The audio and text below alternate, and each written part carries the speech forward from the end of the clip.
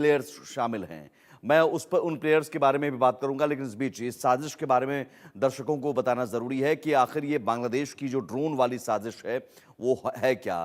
तो भारत बांग्लादेश बॉर्डर पर ये TB2 ड्रोन दिखा है। TB2 ड्रोन दिखने का मतलब आपने सुना भी कि बहुत एडवांस ड्रोन है ये। प्रेडेटर ड्रोन से तुलना इसकी की जाती है। किलर ड्रोन है TB2, जो युद्ध लड़ने में भी सक्षम है, मारक भी है। बांग्लादेश का ड्रोन भारतीय सीमा के करीब दिखा है।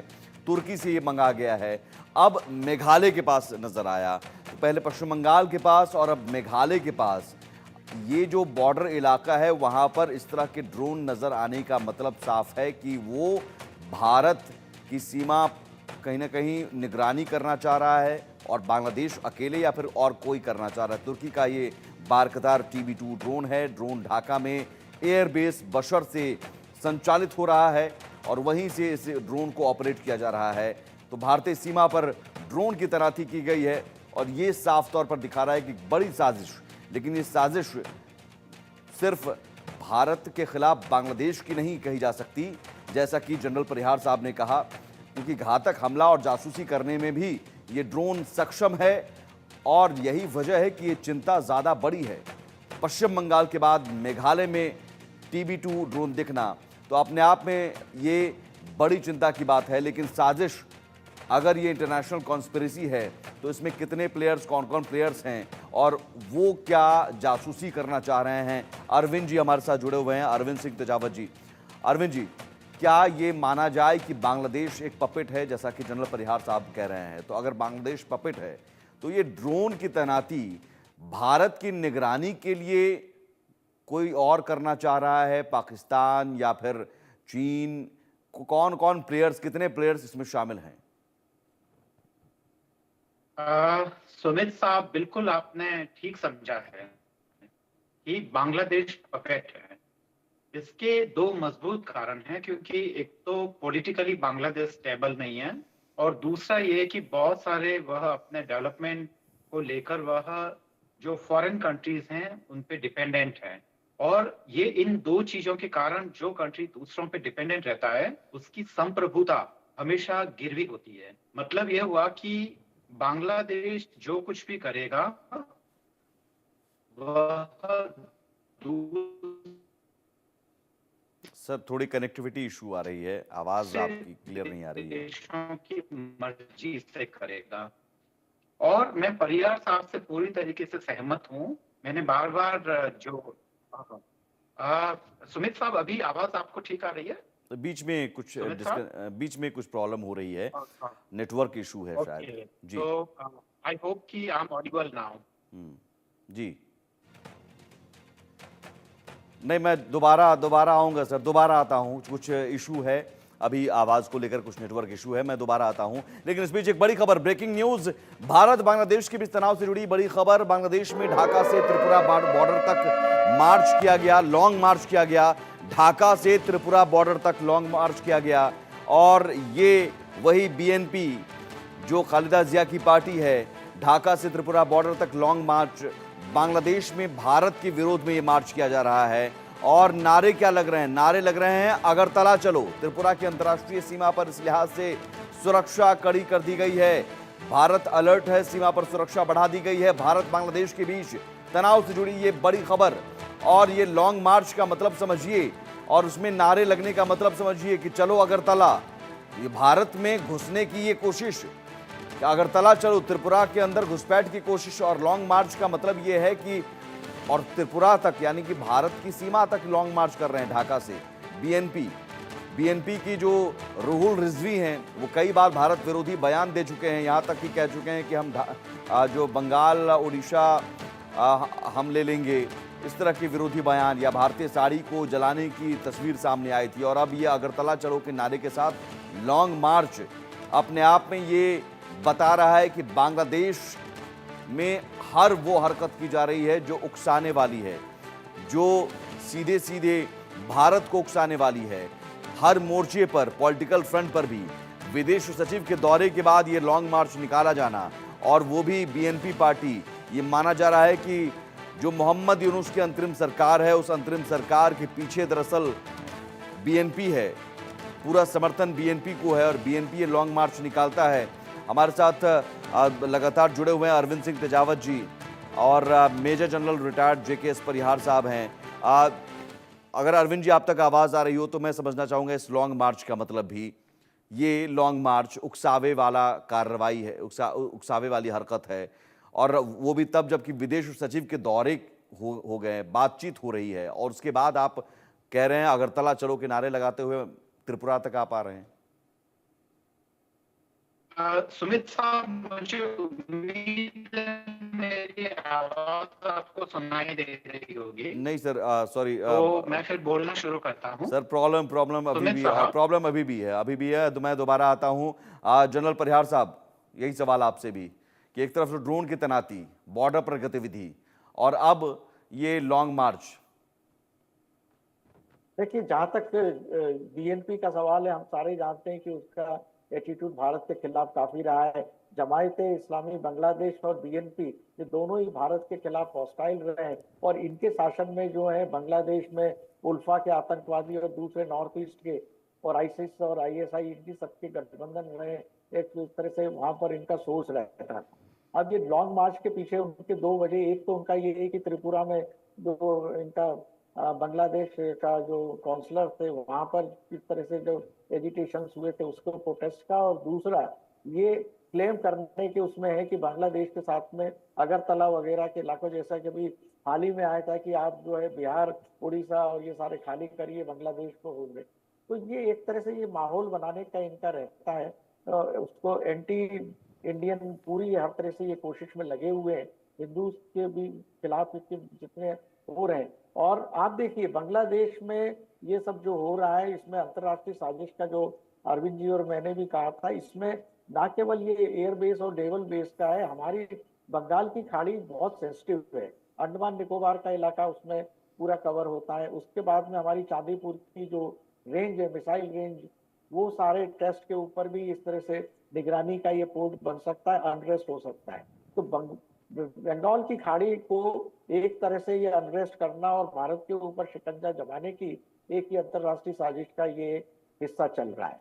हमारे लिए दो चीजें बहुत महत्वपूर्ण है, जैसे कि बंगाल की खाड़ी का प्रोटेक्शन, और दूसरा जो हिंदू माइनॉरिटीज, भारत सरकार को अपनी डिप्लोमेसी पॉलिसीज में, विदेश नीति में बदलाव की जरूरत है। अच्छी चल रही है, इसमें कोई दो राय नहीं है, मगर कई जगह हमें अब और ज्यादा एग्रेसिव होने का है। बांग्लादेश के साथ में नरमी बरतने की गुंजाइश मुझे नहीं लगता है अब बची हुई है।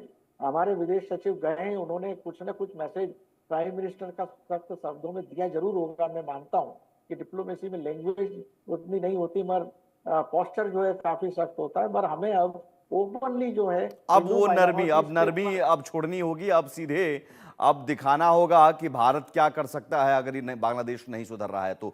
बिल्कुल, इस बीच एक बड़ी खबर, भारत बांग्लादेश के बीच तनाव पर अमेरिका का बयान सामने आया है। सभी पक्ष शांतिपूर्ण तरीके से अपने मतभेद सुलझाएं, अमेरिका का यह बयान आया है। भारत बांग्लादेश के बीच जो तनाव है, सभी पक्ष शांतिपूर्ण तरीके से मतभेद सुलझाएं, बातचीत के जरिए हर मुद्दे का समाधान है। भारत बांग्लादेश के बीच तनाव पर अमेरिका का यह बयान, और मतभेद सुलझाने के लिए शांतिपूर्ण तरीका अपनाएं। मैथ्यू मिलर जो प्रवक्ता है, उन्होंने ये बयान दिया है। लेकिन सवाल है कि भारत ने तो अभी बातचीत की ही भाषा अपनाई है, डिप्लोमेसी की भाषा ही अपनाई है। विदेश सचिव गए समझाने के लिए, लेकिन भारत ने समझाने की कोशिश की बातचीत के जरिए।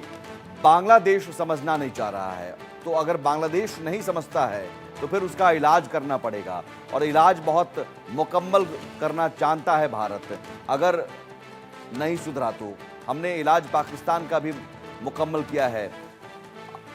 अरविंद जी, अगर आप तक आवाज़ आ रही है और आपकी आवाज़ अब क्लियर आएगी, तो ये सवाल कि अमेरिका अब इसमें बयान जारी कर रहा है, लेकिन अमेरिका का बयान ऐसा लग रहा है कि बहुत डिप्लोमेटिक, कि आपस में बातचीत करके सुलझाएं, बजाय इसके कि आप लताड़ लगाते यूनुस को। सुमित साहब, मेरी आवाज आ रही है, मुझे उम्मीद है। जी जी, बिल्कुल ठीक है। देखिए, यूनुस साहब के और बिल क्लिंटन के रिश्तों को पूरी दुनिया जानती है, और ये बांग्लादेश में तख्ता पलट होने में जो वहाँ के एनजीओज का रोल है, और उससे पहले उनकी अमेरिका यात्रा हुई है, और अमेरिका के जो इंटरेस्ट बांग्लादेश में जो शामिल थे, और उसके बाद में जो शेख हसीना है, उन्होंने और उनके बेटे ने जो आरोप लगाए हैं, आप उस पूरी क्रोनोलॉजी को समझेंगे तो अमेरिका के इस पूरे कांड में, उस पूरे षड्यंत्र में भूमिका जग जाहिर है। पर यहाँ देखिए कि अमेरिका ने यह सब करने के बाद में जो सत्ता के स्तर पर जो वैक्यूम क्रिएट किया, उसको भरने की चीन ने पूरी-पूरी कोशिश की है। क्योंकि चीन को इस चीज़ का अंदाजा है कि इसके पीछे अमेरिकन खुफिया एजेंसी और अमेरिकन सरकार है, जिसने बांग्लादेश में तख्ता पलट करवाया है। चीन की इस पे नज़र है। पर यह सबसे महत्वपूर्ण यह है कि वह भारत का पड़ोसी देश है और वह दक्षिण एशिया का देश है। ऐसे में भारत की जो क्षेत्रीय प्रभुता है, उस पर सीधा-सीधा खतरा मंडरा रहा है। अब यह तो बात हुई कि हमारे पास चैलेंजेस क्या है और इसको कैसे ओवरकम किया जाए, या कि डिप्लोमेसी केवल नेशन इंटरेस्ट तभी प्रोटेक्ट किए जा सकते हैं जब हम उसकी अंदर की स्थिति को समझे। अभी जो सरकार है वो ढुलमुल सरकार है, क्योंकि वो एक नियमित सरकार नहीं है और उसकी जमीनी लेवल पे पकड़ बहुत ही ढीली है। वहां की जो ब्यूरोक्रेसी है वो बहुत बुरी तरीके से डरी हुई है और वह कुछ भी एकदम स्टेप लेने या कुछ भी करने से अभी कतरा रही है। ऐसे में जो सरकार और उसके जो एडवाइजर्स हैं और जो सलाहकार हैं, वो जो विदेशी ताकतें हैं उसके हाथों की कठपुतली बने हुए हैं। जमीनी स्तर पर यह हो रहा है कि वहां पे एक तरीके का जो कम्युनल जो कहना चाहिए कि जो भावनाएं हैं, वह ज्यादा हावी हैं और उनपे जो स्टूडेंट्स हैं, ज्यादातर जो ग्राउंड लेवल पे जो स्टूडेंट लीडर्स हैं, उनके हाथ में सत्ता है। कोई बड़ा लीडर या कोई वो है, वो जमीनी स्तर पर नहीं है।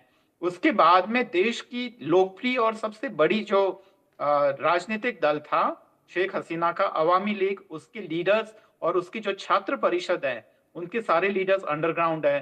तो भारत अगर बात करें तो करे किससे? जो कर रहे हैं वो कितना उनकी बात मानेंगे और वो कितने दूसरे देशों के हाथ की कठपुतली हैं। जब मिस्त्री साहब जब ये गए थे तो उनके जेहन में ये सारी बातें रही होगी। लेकिन और लेकिन ये सब लेकिन अरविंद जी, जो जनरल परिहार साहब ने भी कहा कि अब नरमी वाली भाषा का वक्त अब नहीं है, अब हो गई, हमने उससे नरमी वाली खतरनाक हो भाषा। सकता है तो सुमित अब साहब, नहीं नहीं, देखिए। अब मैं कह रहा हूं, आप भी बीमारी बता रहे हैं। बीमारी तो हमने समझ ली, बीमारी क्या है, इलाज क्या अ, है, और इलाज तो अब भाषा से नहीं है। देखिए, ज्यादा एग्रेशन से इसका एक नुकसान हो सकता है सुमित साहब कि हम पूर्व में भी एक नया पाकिस्तान खड़ा कर लेंगे और वो हम नहीं करना चाहते। हमें दरअसल डिप्लोमेसी ही इसका हल हो सकता है, कोई सैनिक समाधान नहीं हो सकता है।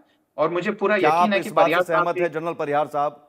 डिप्लोमेसी तो हम कर ही रहे हैं, सुधर कहाँ रहा है बांग्लादेश? कि अरविंद जी ने कहा है कि सैनिक समाधान नहीं हो सकता है। मैं मानता हूं कि पूरा ऑल आउट वार नहीं होता है। इसके सबसे बड़ी बात है कि समझना तो हम चाहेंगे ही नहीं। अमेरिका के उस काय पे ये करे हुए हैं तो ये तो करते ही रहेंगे। अरविंद जी ने कहा है कि जमीनी हालात अभी ढुलमुल है।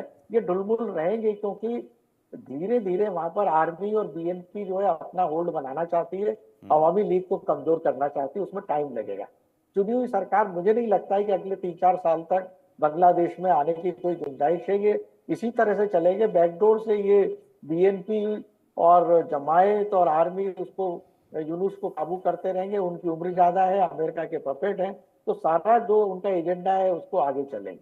पहली चीज, हमें ओपनली जो है हिंदू माइनॉरिटीज का इशू को इंटरनेशनल पे शोर कर बचाना ही पड़ेगा और हमें उसके लिए प्रोएक्टिव एक्शन लेनी होगी। आप इकोनॉमिक इनके ऊपर जो है लॉक करना बहुत जरूरी है। और बंगाल की खाड़ी में हमारा जो इलाका, जो सी का जो इंडिपेंडेंट ठीक है। एरियाज होते हैं जो बांग्लादेश की बॉर्डर में नहीं होते हैं, उसमें हमें हमारे जो है मिलिट्री डिप्लॉयमेंट करके इनको एक पोस्टर देना बहुत जरूरी है। और जब तक इनके ऊपर हमारे इकोनॉमी सैंक्शंस हम नहीं करते ट्रेड बिल्कुल, के, ये कड़े एक्शन तो का इनको वक्त आ गया है। कोई ये असर सही होगा है। नहीं। इकोनॉमिक सैंक्शन की बात हो या मिलिट्री डिप्लॉयमेंट की बात हो बॉर्डर पर, खासतौर पर एक स्ट्रांग मैसेज यहाँ से जाना चाहिए। ज़रूरी नहीं कि हम अटैक ही करें, लेकिन एक स्ट्रांग मैसेज हम यहाँ से दें। डिप्लोमेसी के जरिए अगर दे रहे हैं, लेकिन उसके साथ साथ एक्शन भी यहाँ से दिखे, ताकि वहाँ रह रहे हिंदुओं में एक सुरक्षा की भावना भी जगे कि ठीक है, भारत हमारे लिए खड़ा है, और वो दिख रहा है। बहुत शुक्रिया अरविंद जी, बहुत शुक्रिया जनरल परिहार साहब इस चर्चा में जुड़ने के लिए हमारे साथ। यहाँ एक छोटे से ब्रेक के लिए रुकेंगे। ब्रेक के उस पार भी खबरें लगातार जारी।